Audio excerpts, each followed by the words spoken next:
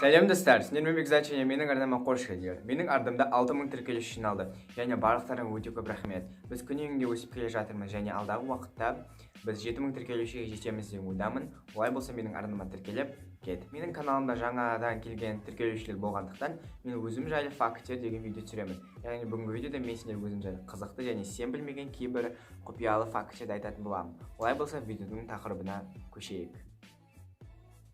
Дала күн шуақ ыстық болса маған ұнамайды. Ондай ауа райында мен жыным келеді. Жаз мезгілін де ұнатпаймын. Болашақта дүние жүзі бойынша саяхаттағым келеді. Және менің арманымдағы қала ол Нью-Йорк.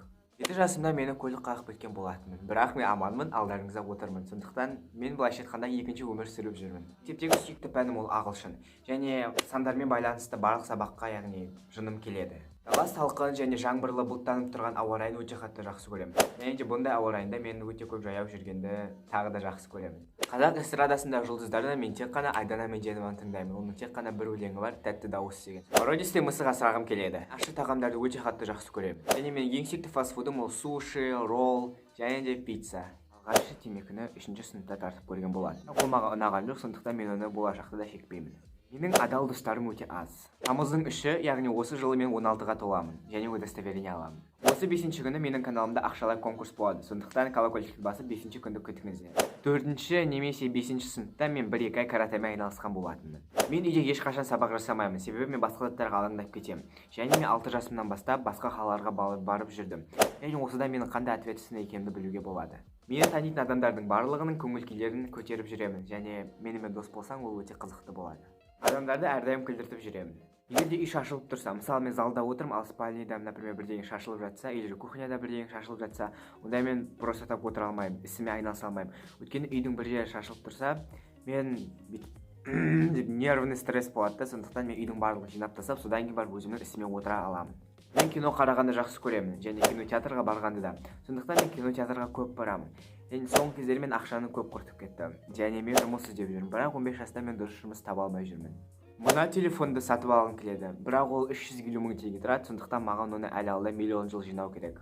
Мен тез ренжимін және менің жүрегім былайша айтқанда өте қатты ранимый, және бірақ менің көңілімді табу оңай. Арада болған ұрыс-керісті келесі күні ұмытып кетіп, қайтадан дос болып кетемін. Жалғыздықты жақсы көремін. Детектив, триллер, ужас, комедия жанрындағы киноларды өте қатты жақсы көремін. Менің аяқтарым соншалықты семіз, что мен магазиннен немесе басқа бір жерден аяғыма сәйкес келетін джинсы таба алмаймын. Тамақ пісірген, бірдеңелерді духовкада пісіруге ұнайды, бірақ олар әрдайым күйіп кете береді, немесе дәмі жаман болып шығады. Менің сүйікті әншім Ариана Гранде және мен арианатормын. Және дауысы бар адамдарды өте қатты уважать етемін, яғни қошым келеді. Өйткені сенің дауысың бар, барлығы сені жақсы көреді, және сен өзіңнің сүйікті әншіңнің өлеңін айта аласың. Не то что менің жаман даусыммен. Мектебімдегі адамдардың барлығына жыным келеді, тек 1-2 адамнан басқа.